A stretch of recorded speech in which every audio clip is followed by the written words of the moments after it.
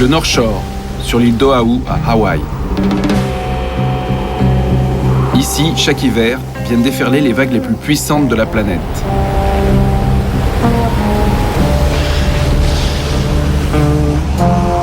Les surfeurs appellent cet endroit le Seven Miles Miracle, un miracle de 11 km de côte où sont réunis les plus beaux spots de surf du monde. Ces vagues attirent chaque année des milliers de surfeurs. Une foule d'hommes armés de planches afflue du monde entier pour affronter ces monstres d'écume.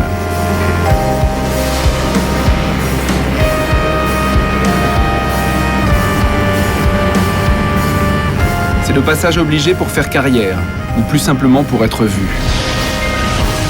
Tous les surfeurs pros s'y retrouvent pour disputer les championnats du monde du Triple Crown.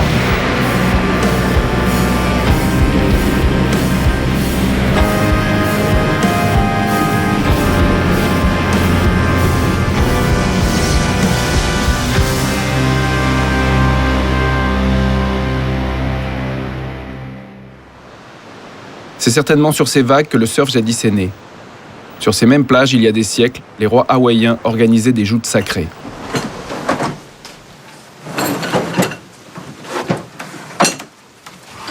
Prêt à surfer, les gars?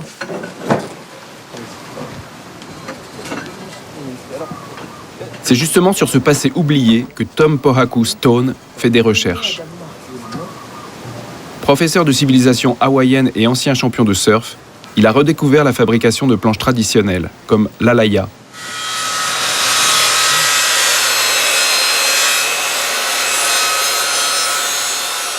Ces recherches ont fait renaître un savoir qui n'existait plus de nos jours. Il sculpte des pièces en bois brut, un bois précieux, le koa, qu'on ne trouve qu'à Hawaï. Le surf est notre raison d'être. Nous avons toujours surfé sur tous les types de planches. Mais aujourd'hui, il s'agit de préserver nos traditions et la pratique ancestrale du surf. C'est ce qui nous relie à nos kupuna, nos ancêtres. Et c'est notre devoir de rester fidèles aux traditions. C'est ce que l'on enseigne aux jeunes générations. Même si on n'a plus d'argent, plus de kala, on peut toujours trouver un morceau de bois et fabriquer sa propre planche et surfer avec. Et même gagner de l'argent en fabriquant. C'est comme une thérapie. Exactement, c'est une thérapie. Plus besoin de psy.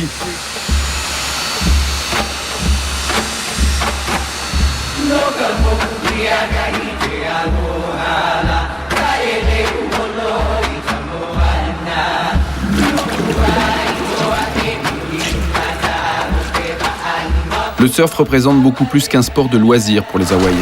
C'est un besoin vital, une tradition mystique qui les relie aux divinités de l'océan.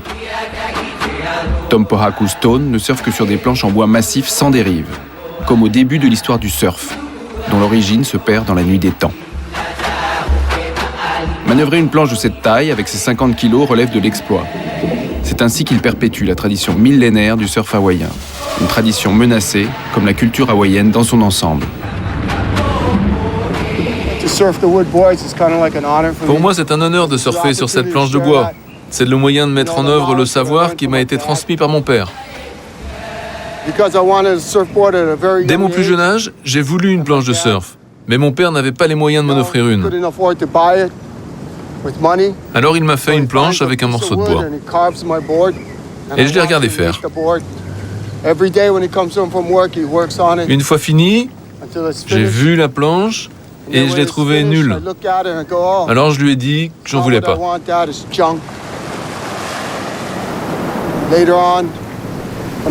Mais plus tard, avec l'âge, je me suis souvenu, et un jour avant sa mort, j'ai eu la chance de pouvoir lui dire combien j'aimais cette planche,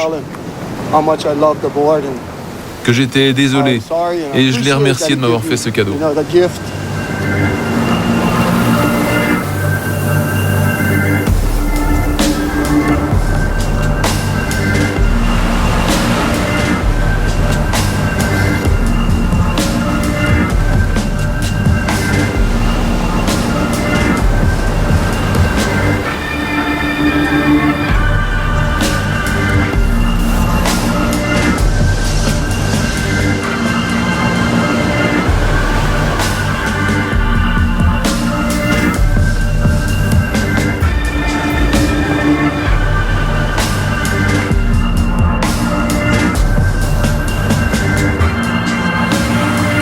C'est à l'université Kapiolani, sur les hauteurs du Diamond Head, le célèbre volcan qui surplombe la baie de Waikiki, que Tom enseigne.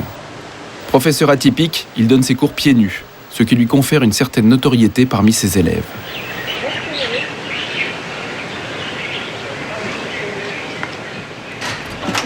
Il enseigne la culture et les traditions des premiers habitants d'Hawaï, ainsi que l'histoire tourmentée de l'intégration de l'archipel au sein de l'Union américaine.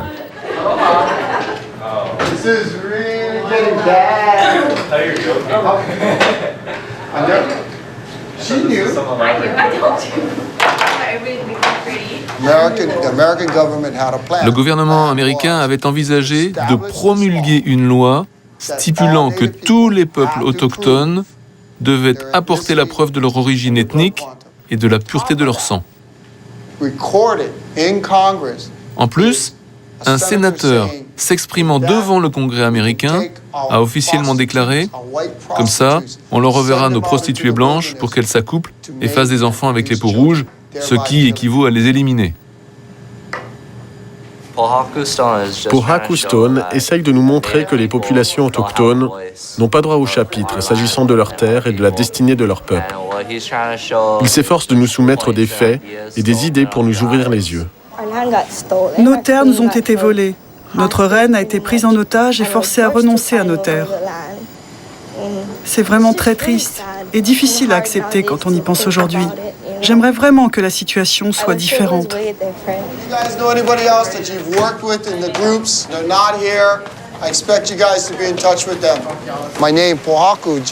Mon nom Pohaku ne veut pas seulement dire pierre.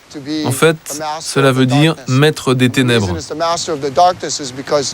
Ce nom me vient de mes kupuna, mes ancêtres, et il correspond à ma kuleana, ma mission, qui est de préserver notre culture, de la nourrir et de la garder bien vivante pour qu'elle renaisse sans cesse, pour qu'on ne meure pas en même temps qu'elle. C'est tout le sens de Pohaku.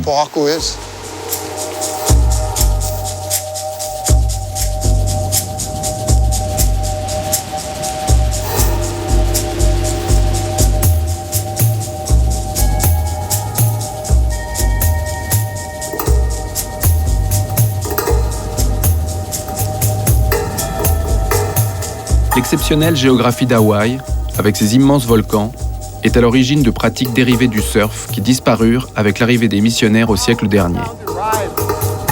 L'olua, le surf des volcans, était pratiqué lorsqu'il n'y avait pas de vagues pendant la période du Makahiki, 4 mois consacrés au sport et aux jeux.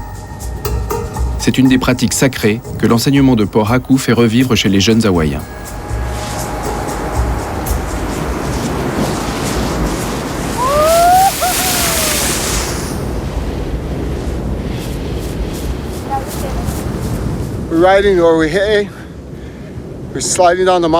Nous glissons sur les montagnes avec notre holua. C'est une pratique ancienne. Elle était réservée aux chefs et aux grands guerriers.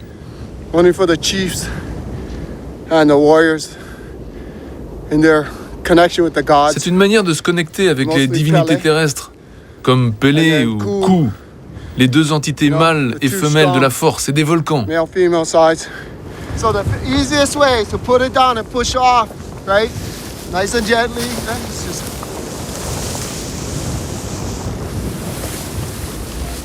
Came to me in a dream about my grandfather. Tout m'est venu dans un rêve où mon grand-père me parlait de cette tradition disparue. Dans ma jeunesse, j'ai grandi en passant mon temps à dévaler les montagnes sur des grandes feuilles de ti. Et c'est ce qui m'a préparé à utiliser ça.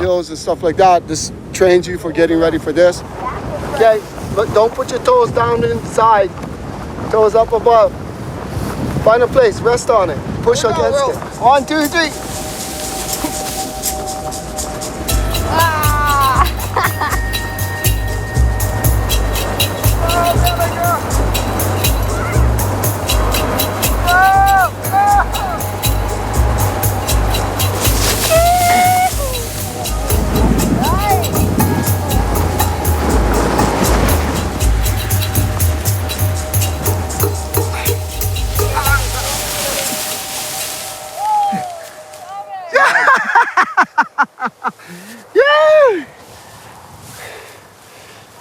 C'était drôle.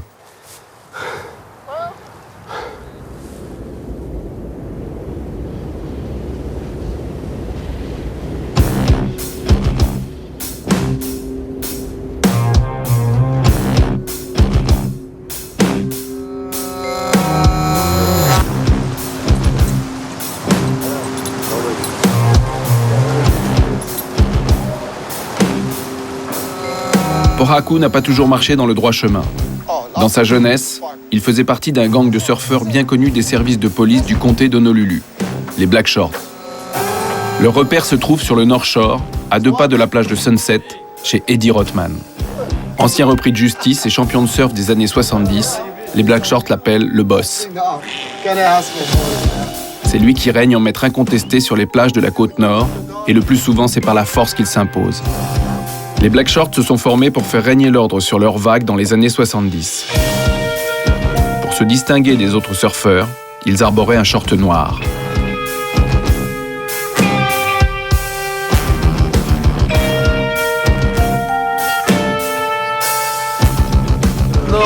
Non, je ne suis pas le boss. Je ne veux pas être le boss. Le boss, c'est toujours celui qui va en prison. C'est pas moi le boss. Avec Eddie, Tom a fait les 400 coups. Hold-up, vol de voiture, trafic en tout genre. Maintenant qu'ils sont rangés, Eddie dirige une marque de surfwear, Dawi, qui veut dire le clan en hawaïen. Voilà la taille qu'il te faut. Tu vois, je te l'avais bien dit. Celui-là sera parfait pour toi. Voyons un peu. Laisse-moi en essayer un d'abord. Viens par ici, prends celui-là. Ah, c'est parfait. Tu peux te contenter d'une seule jambe. Tu peux t'en faire un pagne. Ce sont les shorts qu'on avait conçus en 1974, 1975. Ce dessin correspond à un pétroglyphe découvert il y a environ 200 ans à Kauai, dans une grotte. Ce qui est marqué ici, Hui Ohenalu, signifie club des glisseurs de vagues. Quand les surfeurs hawaïens rentraient chez eux après le travail, que leurs enfants allaient dans l'eau, c'était pour signaler aux étrangers que, hey, ces gens-là sont ici chez eux, ils ont le droit de surfer juste pour s'amuser. Vous les étrangers, vous venez ici pour faire des films et prendre des photos et faire vos trucs de héros. Vous voulez prouver que vous êtes quelqu'un? Mais sachez que les gens qui le portent vivent ici. C'est pour ça qu'on a créé ce club, pour qu'on ne puisse plus entuber les gens d'ici comme certains aimeraient le faire. Dans les années 70, la multiplication des compétitions sur le North Shore ne permettait plus aux surfeurs locaux de surfer leurs vagues. Un beau jour de l'année 1974, lors d'une compétition, n'y tenant plus, ils utilisèrent la manière forte.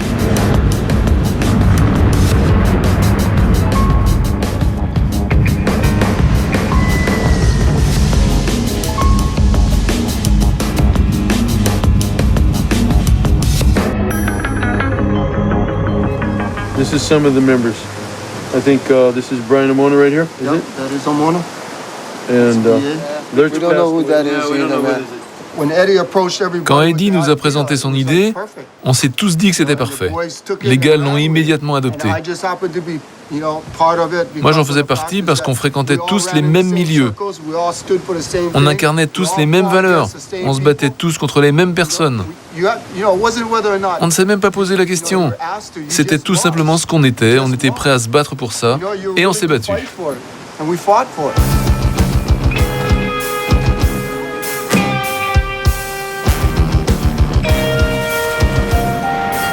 Sur le North Shore, la surpopulation dans l'eau a atteint des sommets.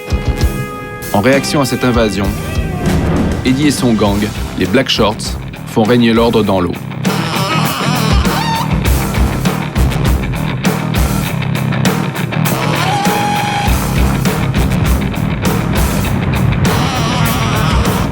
Gare aux shorts noirs et à ses interventions musclées.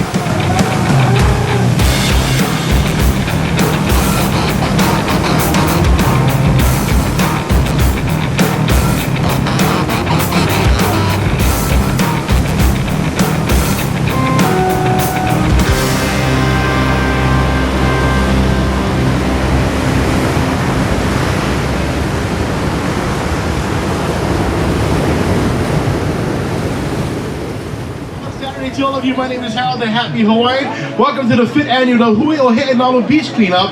Be safe be proud, and be Hawaiian today, okay, guys?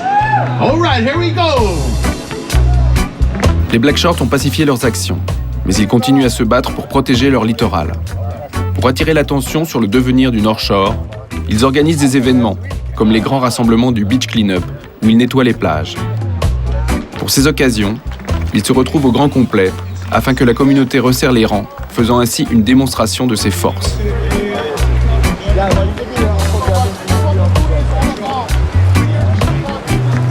Ils organisent ces actions pour prendre en charge l'élimination des ordures sur les 12 km de leur côte. Des sacs entiers sont ainsi récoltés bénévolement. L'Afrique a des ressources naturelles. Ces ressources sont l'or et les diamants. Les ressources naturelles d'Hawaï, c'est un océan propre, des plages propres, les poissons, les vagues. C'est ça nos ressources. On doit les protéger et c'est ce qu'on s'efforce de faire. Ce que je voudrais, c'est que les gens aient plus de respect pour les plages et les gens qui habitent ici. Tout le monde doit avoir du respect. Ce que j'aimerais bien voir, c'est un peu plus de respect de la part de ceux qui viennent ici en touristes. Qu'ils se présentent, qu'ils disent bonjour à ceux qui sont d'ici et qui n'auront peut-être pas envie de faire le premier pas. C'est aux touristes de tendre la main aux autochtones qui ont été exploités durant tant d'années que parfois ils ne vont pas vous saluer. Mais si c'est vous qui leur dites bonjour, alors ils vous répondront « Bonjour, comment ça va ?»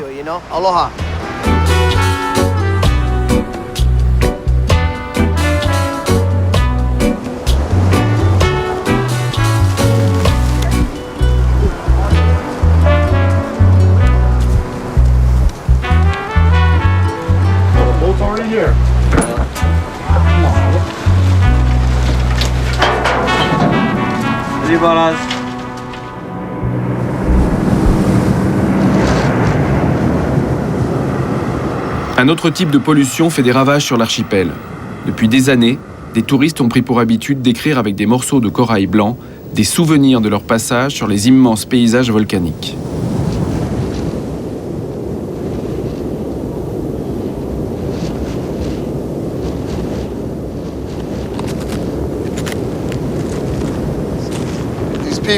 Ces gens-là ne reviendront jamais ici. C'est dingue.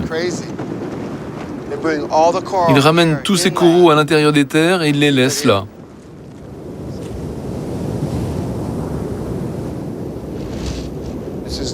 Nous, on mélange ça à nos aliments et on le mange. Les gens d'ailleurs ne voient là qu'une pierre de lave, mais nous, on broie cette pohaku en une poudre très fine et ça fait partie de nos ressources alimentaires. À quelques kilomètres des graffitis laissés par les touristes, un exceptionnel site archéologique de gravures rupestres. Ici, toute l'histoire des anciens Hawaïens est consignée depuis des générations, gravée dans le basalte.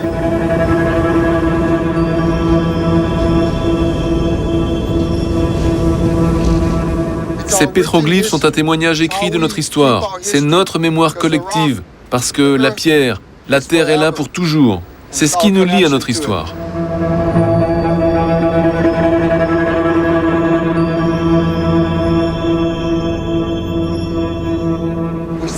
Vous voyez ce petit endroit là? C'est tout ce qu'ils nous ont laissé de notre histoire. Lorsqu'ils ont construit les complexes hôteliers, voilà comment ils ont décidé de préserver notre mémoire historique. Ils ont enseveli le Kihipohaku sous des tonnes de terre et ils ont construit par-dessus. Tout est enterré là-dessous. Ils nous ont tout pris. Et voilà tout ce qu'ils nous ont laissé de notre histoire. Juste ça.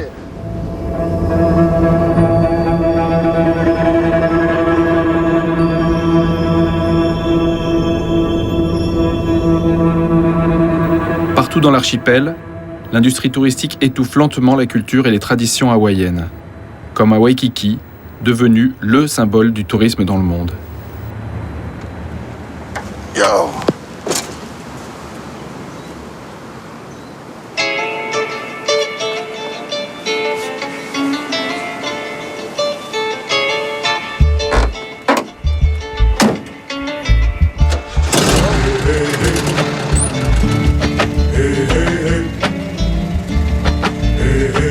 Pohaku a grandi à Waikiki. Le quartier a bien changé depuis son enfance. Le boom immobilier a exproprié la plupart des Hawaïens. et l'avenue Kalakaua, qui borde cette plage, est maintenant le siège de boutiques de luxe et de restaurants. Il ne reste pratiquement plus rien d'hawaïen autour.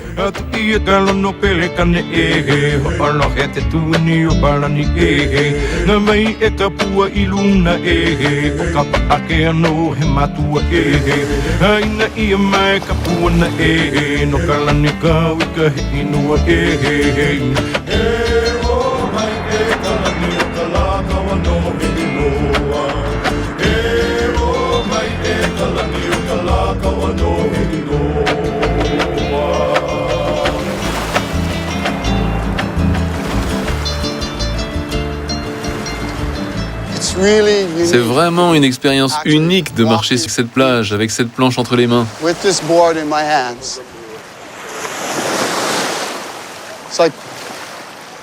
C'est comme si deux périodes de l'histoire entraient en collision.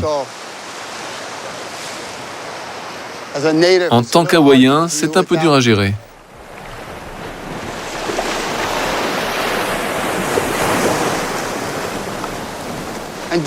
Et le voilà! Vous vous rendez compte? L'oncle Rabbit est vraiment assis là. Vous voyez? C'est un rêve devenu réalité. L'oncle Rabbit assis sous cet arbre. C'est dingue, non? Je savais que je trouverais.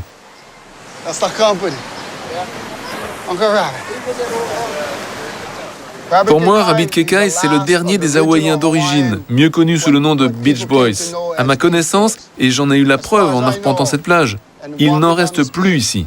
S'il y a bien une personne qui connaisse l'histoire de Waikiki, qui sache comment c'était à l'époque et ce que cette plage représente pour nous les surfeurs, s'il y en a un qui sait ce qu'était le surf avant et ce qu'il est devenu aujourd'hui, c'est bien Uncle Rabbit. Rabbit Kekai était le plus jeune des Beach Boys de Waikiki. À l'âge de 15 ans, il eut le privilège d'intégrer le groupe de surfeurs en devenant capitaine d'un canoë. Les Beach Boys étaient l'élite des surfeurs de l'époque. Le plus charismatique d'entre eux fut sans doute le Duke Kahanamoku. Champion olympique de natation entre 1912 et 1922, il fit connaître le surf dans le monde entier.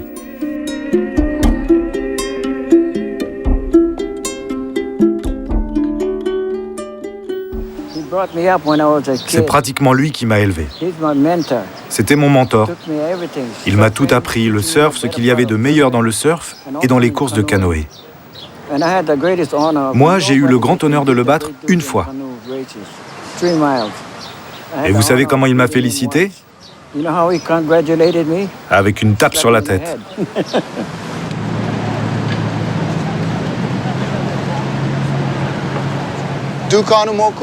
Duke Kahanamoku incarnait l'esprit de l'Aloha. C'est ce qui fait notre identité d'Hawaïen. Alo signifie être uni et Ha, c'est partager le même esprit. C'est vraiment ce que Aloha veut dire. Beaucoup de gens ne le comprennent pas. Et les touristes n'arrivent jamais à comprendre pour quelles raisons nous disons Aloha. Ça ne veut pas dire bonjour ou au revoir ou je vous aime. Aloha, c'est le partage de nos esprits.